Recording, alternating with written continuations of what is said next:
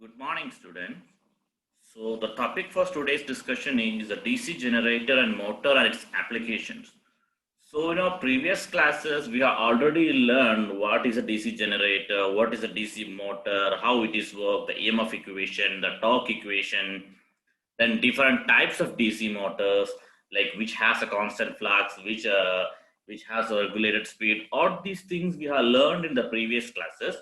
So, today we will be checking what are its applications, like based on different like shunt or series or cumulative or differential compound generator or motor? What are the application specifically? What are the application for all these? We'll be learning in this session. So this session is dedicated to the applications of DC generator and motor. So we know that when you consider DC generator, there are two types of DC generator, like separately excited and self-excited. So when we consider separately excited DC generator, it is considered to be more expensive than self-excited. Because why? Because we have to use a separate entity for excited, or separate supply is required for excitation. So that increases cost. So separately excited DC generators are not used that much, and that's why their applications are very restricted. They're generally used where the use of self-excited generators are unsatisfactory. So only in those places where we cannot use a self-excited generator, we go for a separately excited generator, because separately excited generator, the cost is high because of the requirement of the separate supply for excitation. Okay.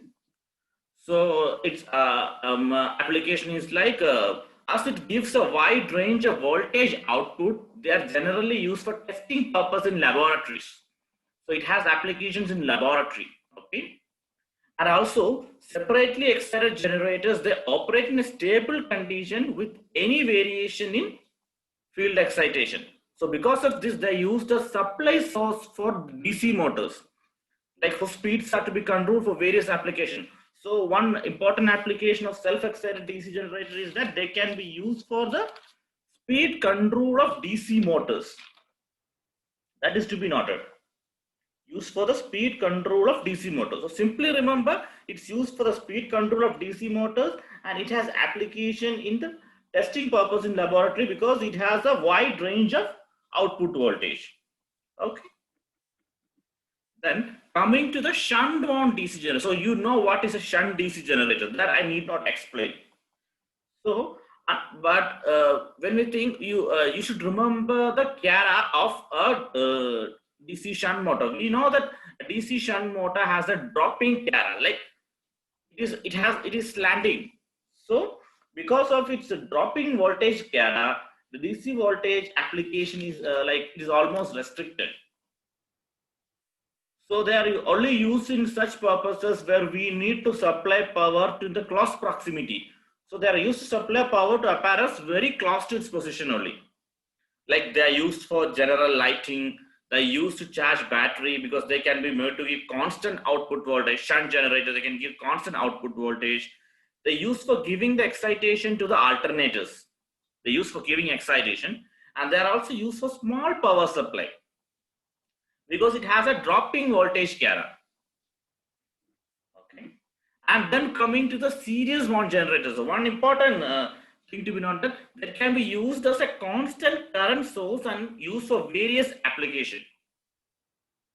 Because these types of generators are restricted for use of power supply because of the increasing terminal voltage.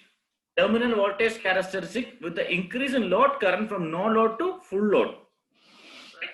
And these generators are used as boosters to compensate the voltage drop in the feeder in various types of distribution systems.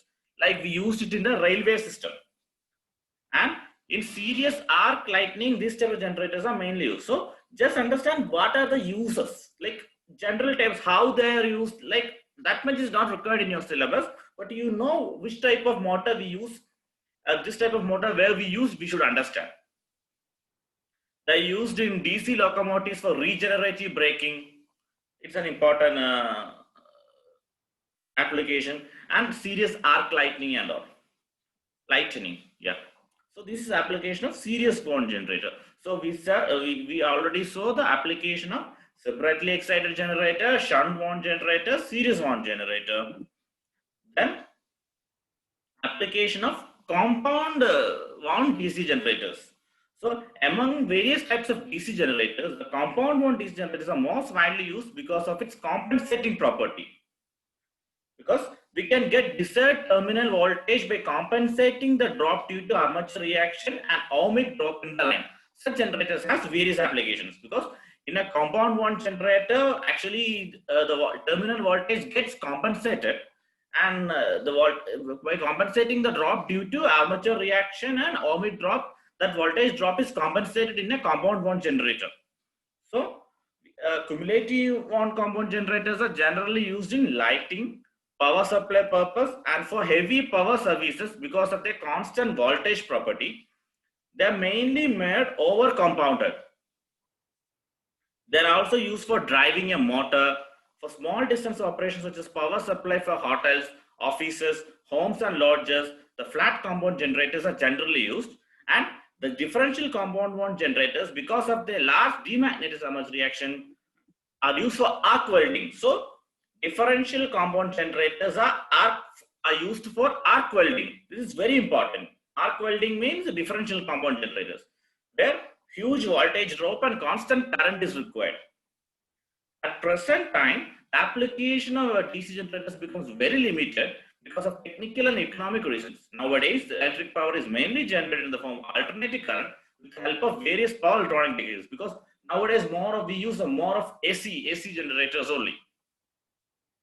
And DC generators application is very less, and we use we have a mechanism in which we can convert AC to DC. So like we generate AC and they convert it to DC and we use it. Okay. And different types of DC motors and their application. This is very important. The application of motors are very important than the application of generators. So DC shunt motor, it is used as a reciprocating pump, centrifugal pump, machine tools, blower and fan. It is used in lathe.